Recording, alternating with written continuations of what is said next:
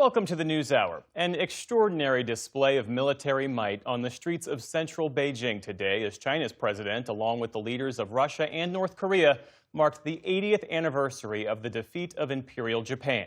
The military parade was the culmination of several days of high-level diplomacy, but without the United States, as China seeks to cement its place as a preeminent global power. Nick Schifrin starts our coverage. In downtown Beijing, a symphony of sycophancy as Chinese President Xi Jinping encouraged the eager soldiers of the People's Liberation Army. And to a sea of adoring fans, a manifestation of military might. New hypersonic missiles designed to target American ships, new intercontinental ballistic missiles that can reach American shores, new submarine drones, and massive new unmanned aircraft. It was a not-so-subtle warning today to China's rivals. 8 terrible years of struggle are over at last for China. Time to the 80th anniversary of Imperial Japan's surrender to pre-communist China after nearly a decade fighting Chinese troops. Today, Xi called the past prologue.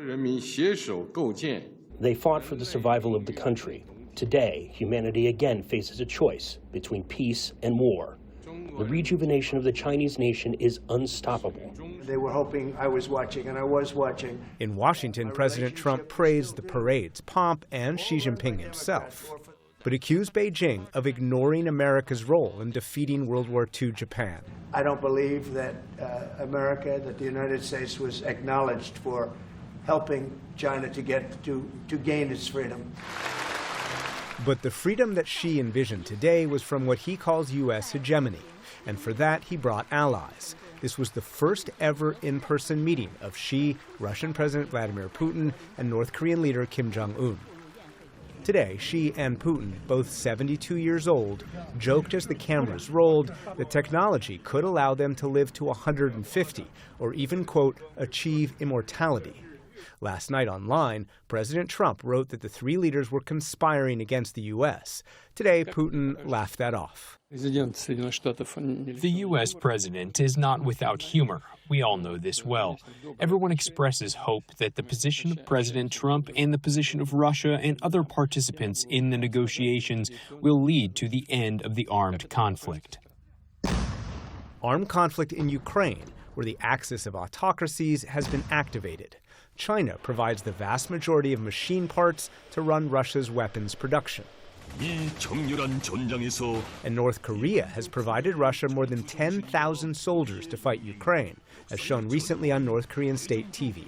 Today, Kim told Putin, ask for more, and it is given. If there's any way we can assist Russia, we will certainly do it as a fraternal duty. We will spare no effort in providing help. And Xi got more help to counter the U.S. earlier this week when he and Putin met Indian Prime Minister Narendra Modi. For years, across 4 presidencies, the U.S. has courted Modi as a counter to China. But recently, President Trump's relationship with Modi has soured at the same moment that Modi appears open to a closer relationship to Beijing and the Chinese organization that Xi Jinping says can blunt U.S. leadership.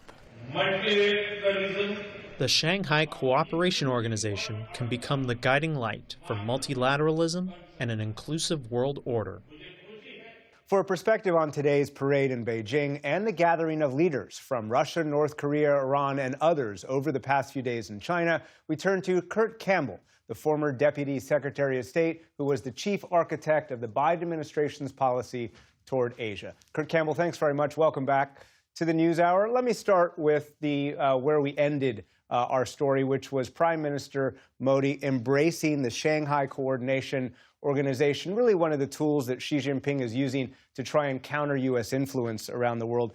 How much of a challenge is it to the U.S. when leaders from all over the world fly to China and embrace that kind of vision? Look, it's a big deal. It's undeniably a major stroke on the part of the Chinese leadership. And it's not just that India and a couple of other states are there, but a number of key countries in the global south, what we would call the swing states of the 21st century, were in attendance as well. I'm most concerned, though, about India. I think all of us who've played a role in building this relationship are in shock and concerned by what we've seen in terms of the substantial degradation in relations in just a couple of weeks. And Modi is sending a very clear message to the United States: I have other options. But there's a lot of history there. There's a lot of water under the bridge, of course. Do you really believe that, as you just suggested, the Trump-Modi relationship is sour just in the last few weeks? Do you really believe that New Delhi would lean toward Beijing in a strategic way moving forward? I do not. The Indians will be very wary of a full-in, all-in embrace of China. They can't go in that direction, but they will move perceptively towards more economic and commercial engagement. The strategic distrust is still too great. There has, of course, been a full embrace between Beijing and Moscow. When other senior officials in the Biden administration were planning how to respond to Russia's full-scale invasion of Ukraine, there were a lot of questions about how far Beijing would go to support Moscow's effort. In retrospect, did you guys not see this coming, the extent of strategic partnership between Beijing and Moscow? I think many of us were surprised at the depth of the engagement that China has undertaken with respect to its military and other technological support for Russia in its brutal war with Ukraine. I think the Trump administration comes to power, Nick, with a view that somehow they're going to be able to split this alliance that has emerged between Beijing and Moscow. I think that is wrong.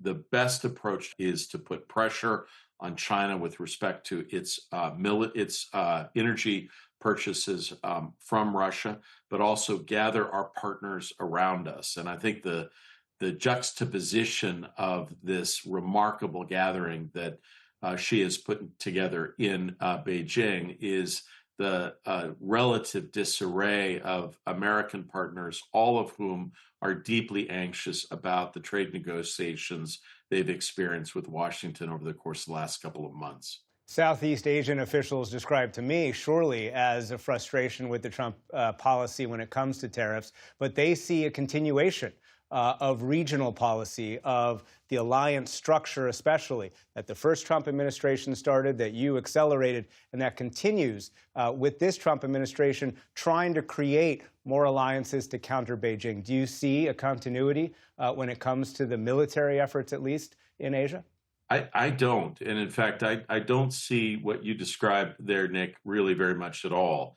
I think what I see is high-level diplomacy between the United States and our key partners like South Korea, Japan, Australia, and others.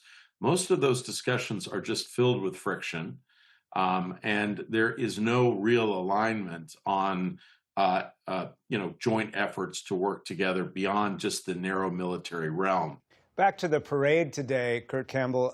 We saw a lot of new military hardware. We saw new Chinese missiles designed to counter American ships, new ICBMs, and of course a slew of both aerial and undersea drones. Does that message of deterrence, is that effective? There's nothing really of surprise in terms of what's been rolled out. However, the determination in which it is basically taken through Tiananmen Square, the language that President Xi used about extinguishing threats to China. The key here is not just to look at this parade, it is the totality of the events of the last week. China wants to signal that it is a stabilizing, leading player on the global stage that other countries can count on. And they're very clearly trying to juxtapose their role with the role that they're describing that the United States as playing: dangerous, provocative, unsettling. Kurt Campbell, former Deputy Secretary of State, thank you very much. Thank you. It's a pleasure.